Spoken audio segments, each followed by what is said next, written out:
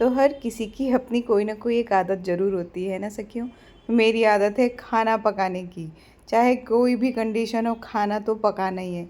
जानते हो क्या बना रही हूँ? मूंग दाल हलवा पार्थ और अनूप के लिए। आज थोड़ी हिम्मत करी और मैंने सोचा सर्दी आ गई है, गाजर का हलवा तो नहीं, कम से कम उन लोगों के लिए मूंग दाल हलवा तो बनाऊँ। तो यहाँ पे बस वही बना रही हूँ। हलवा मेरा बहुत ही अच्छा बना था। नेक्स्ट टाइम जब मैं बनाऊँगी तो आप सबके संग शेयर करूँगी कि कहाँ से कैसे कौन सी वीडियो देख के मैंने सीखा था। हालांकि जो उन्होंने सिखाया था ना उसमें एक मिस्टेक करी थी, तो वो मैं आपको बताऊंगी कि आप वो मत करना। बहुत थक गई हूँ भाई, पसीने निकल गए इसको बनाते बनाते, लेकिन हलवा मेरा बन गया है। अब भी मैं आपको दिखाती हूँ, और पता है बिल्कुल ऑयल नहीं दिखेगा आपको इसमें, ये देखो। तो भगवान जी को चढ़ा दिया था थोड़ा सा, और ये खाएंगे हम रात को।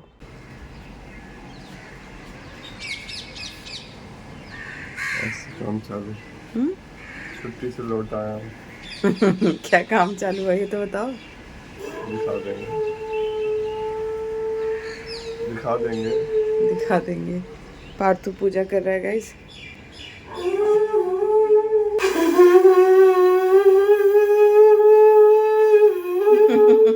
हो गया बेटी, हो गया। तो भाई आज पार्थू की टिफ़िन में बना है मेथी की रोटी, नॉट पराठा, इट इज़ रोटी। ये देखो, और इसमें ऊपर देसी घी मल दिया है एक साइड में। ये रहा रोटी। तो ऐसे ही दो उसके लिए भर के, मतलब आप साग रोटी खिलाओ या साग भर के पराठा तो एक ही है। तो ये मैंने इसके लिए ना रात को ही बना के आलू मेथी का साग रख दिया था। हालांकि रात को तो हमने कड़ी रोटी खाई थी, तो ये सुबह सुबह बना दिया था मैंने।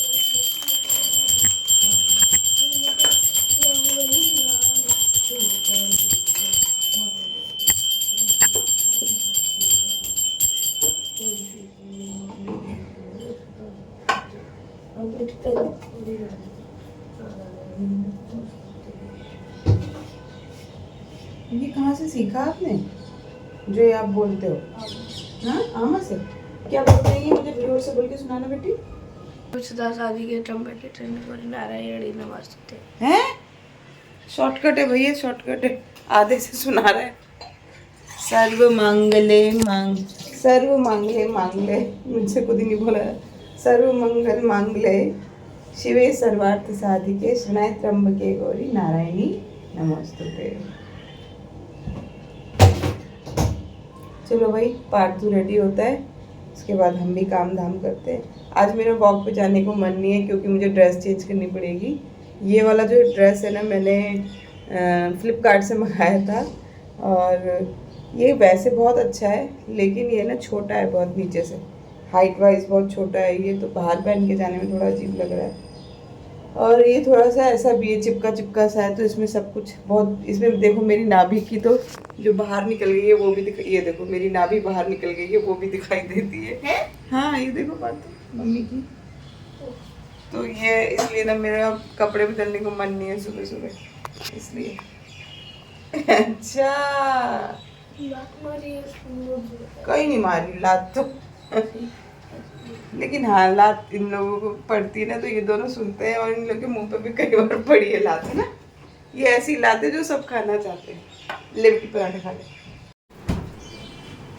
यहाँ पे पार्थू के एप्पल भी रेडी हैं, इसका टिफिन हो गया है डन। अनूप यहाँ बना रहे हैं शेक। तो अनूप क्या शेक बनाते हैं, ये देखो, इसमें बादाम काजू और मीठे की जगह ये छुआरे हैं, जो कि डॉक्टर ने हमें ये सजेस्ट किया था, ऐसे पीना है बोला था डॉक्टर ने, क्योंकि मैं खा नहीं पाती थी।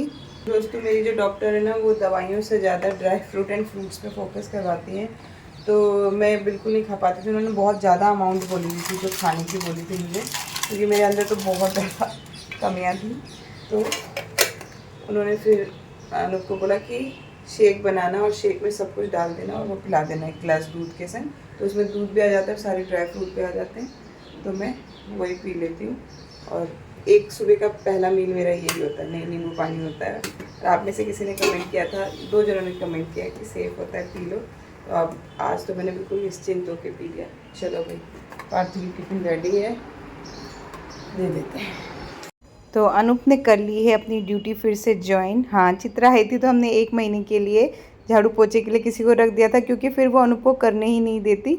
और यहाँ मैं भी अब ड्रेस चेंज करके आ गई और मुझे पता ही नहीं था पार्थू व्लॉग शूट कर रहा था, ये देखो। तो ये मेरे काम आ गया, बस इसको छोड़ने जाते हैं। जाओ गुड मॉर्निंग करो सबको अच्छे से, आराम से। भैया इतनी लेट क्यों छोड़ रहे हो आजकल इसको? आज के लिए क्योंकि पता है ट्यूशन है इसका, ये आते ही बेचारा इतना लेट है।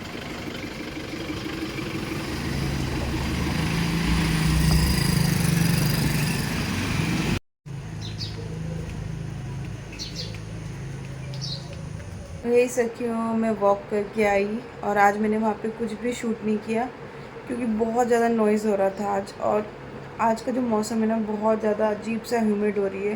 ह्यूमिड क्या मतलब, एक भी पत्ता नहीं हिल रहा है और बहुत सफोकेशन सी हो रही है, जिसकी वजह से मेरे को सांस लेने में भी दिक्कत हो रही थी।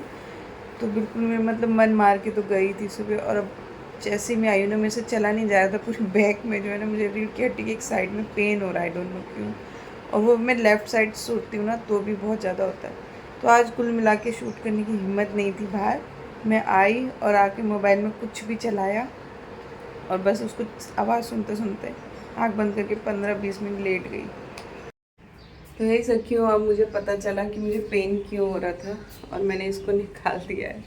तो मैंने बहुत ही कुछ भी शॉपिंग तो कुछ की ही नहीं है, मतलब प्रेगनेंसी में मैंने बस 2 गाउन ही खरीदे थे जैसे कि। तो इवन मैंने अपने अंडरगारमेंट्स भी अभी चेंज किए, मतलब ब्रा तो मैंने बिल्कुल चेंज की ही नहीं, तो ये लगा लिया था मैंने। और इससे क्या हो रहा था कि एक्स्ट्रा लूज़ हो जा रहा था, लेकिन अब ये भी काम नहीं कर रहा आई थिंक। तो मैं ना कभी भी रात को सोते हुए कहते हैं कि आपको अपनी ब्रा रिमूव करनी चाहिए, लेकिन मैं कभी भी नहीं करती हूँ, मैं ऐसे ही सोती हूँ। मुझे आदत है, मुझे कुछ अनकंफर्टेबल नहीं होता। मे बी वो बहुत ज़्यादा टाइट हो रहा था, उसकी वजह से जैसे ही ये मैंने निकाला ना, मेरा बैक का जैसे एकदम से कोई दर्द रिलीफ एकदम से गायब हो गया, ऐसा हो रहा है। तो मतलब इसकी वजह से आ गए। अब आप देखो अनूप भी अब भी आ रहे हैं। बहू मैं तो एक नैप भी ले ली। आप, मैं तो सो गई थी थोड़ी देर के लिए, मेरी आँख खुली तभी मैंने आपको कॉल किया, मैं सो गई थी। आज आलू की डिश। क्या बोलना चाह रहे हो? मैं कह रहा हूँ पंखा चला के थोड़ी बोल पाएंगे, याद आओ मैं कम कर दोगे ना कम। हम बोलो क्या बोल रहे? मैंने कहा एक डीमार्ट की शॉप भी आ गई है। साउथ मेट्रो डीमार्ट की साउथ मेट्रो, ये तो भाई भाई लग रहे हैं। इनको कूपन मिले इतने सारे, देखो तो पहले भी मिले थे, खत्म कर लिया आपने? नहीं चल रहे हैं, चलेंगे 2-3 महीने। कितने होते हैं इसमें? 100 रुपीज़ के, 100 रुपये का। हर तो जो भी हम हर हफ्ते मिलेंगे, ये तो लालच दिया जा रहा है। तो इसमें हम कुछ भी खरीद सकते हैं 100 रुपये का, या कुछ सामान खरीदने पे ही अप्लाई होगा? सामान खरीदने पे होगा बेटा, ऐसे थोड़ी 100 रुपये दे के 600-700 का सामान खरीदोगे। और इसमें भी कंडीशन होगी कि 1000 रुपये का खरीदोगे तब 100 रुपये, है ना? सामान तो वही खरीदना है, तब भी खरीदना ही है। ठीक है। कैसे मन बुद्धियों जैसे काम करते हैं ना हम लोग, बाय गॉड। अब जैसे ये हटाया है ना, मुझे इतना अच्छा लग रहा है, एकदम जैसे कोई पीठ दबा के चला गया, बड़ा आराम मिल रहा है। तो नाश्ता बनाती हूँ। कल मैंने बनाया था मूंग दाल हलवा। बाबू आपको कैसा लगा था? बढ़िया बाबू, वो पराठा रोटी है। मजे ले रहे हो बेटा आजकल खाने के? वो दिन भूल गए जो खुद 3 टाइम पकाते थे।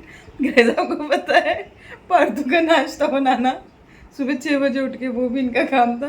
तो पार्थू को नाश्ता देते थे। बहुत मतलब इतना इम्प्रूवमेंट हो गया था खाना बनाने में, बनाते बनाते। लेकिन एक मज़े की बात है, अनूप अपनी तरफ से तो भरवा पराठे बना के देते थे, कभी आलू का, कभी उसका पनीर का, है ना पार्थू को। तो पार्थू को मैं जब पूछती स्कूल से आता, बेटा आज के ले गया था? तो कहता आलू का पराठा। फिर 2-4 दिन बाद पूछती, बेटा आज के ले गया था? आलू का पराठा। मैं रोज़ आलू का पराठा ले जाता, लेकिन जब मैं खाती हूँ तो अनूप मुझे पनीर का पराठा देते हैं। अब मेरे को भी तो वही चीज़ खिलाते थे, तो मुझे भी अनूप सुबह सुबह वही चीज़ देते थे। तो मैंने अनूप को बोला कि आप मुझे पनीर का पराठा दे रहे हो, उसको आलू का। कह रहे नहीं बाबू, मैंने उसको भी पनीर का दिया है। तो जब पार्थ आया, मैंने कहा पार्थ वो पनीर का पराठा था। कह रहे मम्मी मेरे को कुछ पता ही नहीं चलता, डैडी इतना कम कम डालते हैं, रोटी फटने के डर से ना ये इतना कम डालते थे कि इतने से टुकड़े में 4-5 पराठे बना देते थे कि वो फट जाएगा। और एक दिन मैंने बोला लाओ मैं बनाती हूँ हिम्मत करके। तो कह रही अरे इतना सारा कैसे भरोगी? मैंने कहा इनके पराठों में स्क्वायर पराठा होता था। और सबसे ज़्यादा टेंशन क्या होती थी आपको खाना बनाते हुए? क्या बनाना है? क्या बनाना है।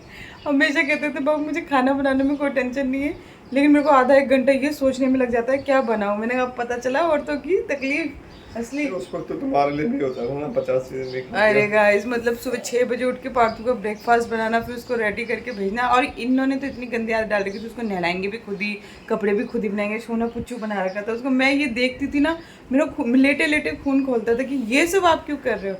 कहते कोई बात नहीं बाबू, कोई बात नहीं, करने दो। फिर उसके बाद मुझे भी देख रहे मेरा नाश्ता, फिर बेचारे दिन का नाश्ता बनाते बनाते दिन के खाने का टाइम हो जाता था। ये कहते थे इतनी जल्दी अभी तो नाश्ता किया था। खाना बनाते रहो, बस तो बोलेंगे जिंदगी खाने का क्यों बनाया थी। कहते थे हम कि मैंने कहा पता चला, सब पता चला इनको औरतों की तकलीफ। ये सी मैं बोलती थी और काम में कोई तकलीफ नहीं होती, हाँ।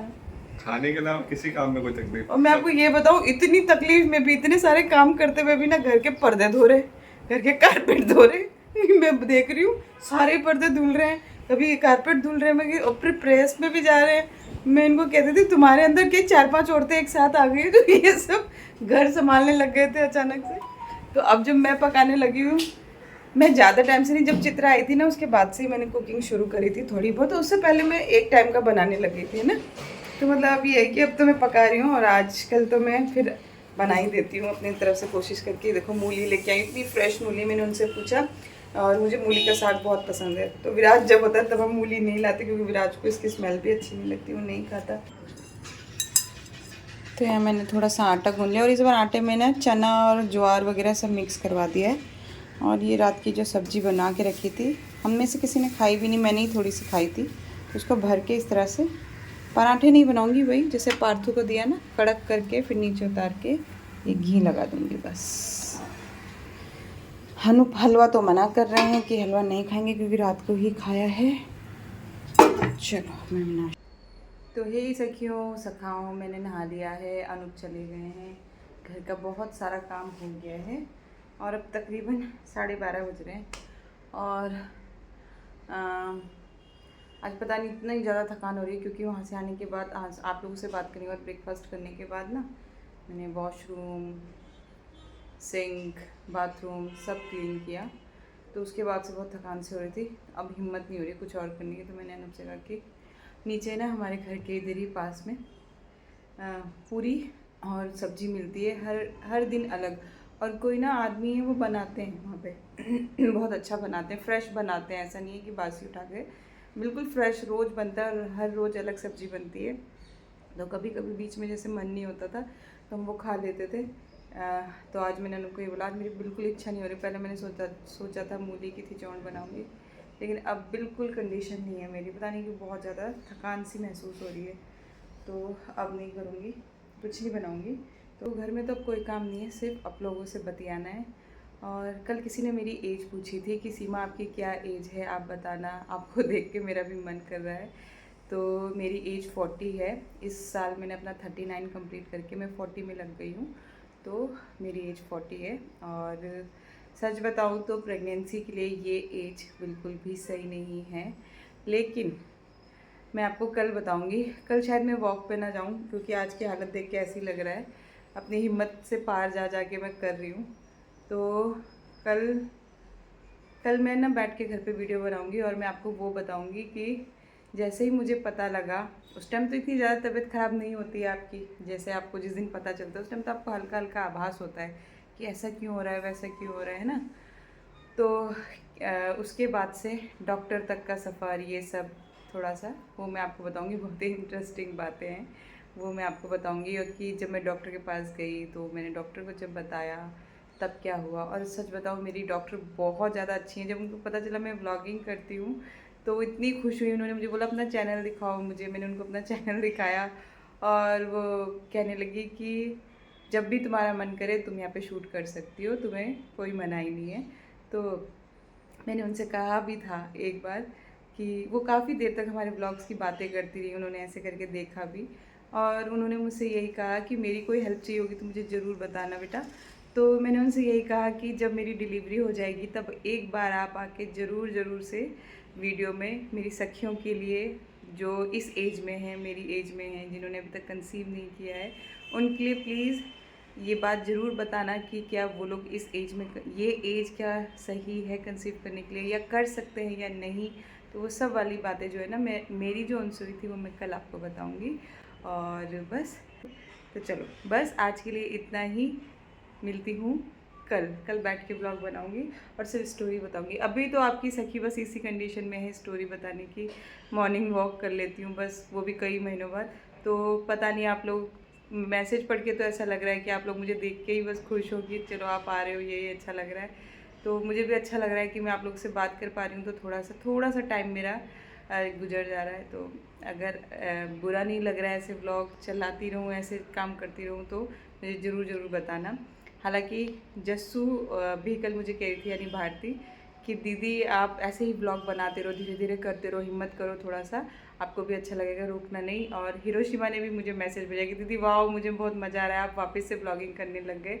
तो वो भी बहुत ज़्यादा खुश है। तो thank you Bharti, thank you Hiroshima, thank you so much मुझे सपोर्ट करने के लिए। और मेरी सखियाँ तो है ही कि आ जाओ बस। तो बस अभी के लिए ऐसे ही ब्लॉग आप सबके लिए, बाद में भगवान ने चाहा तो बहुत अच्छे ब्लॉग्स आएंगे, है ना।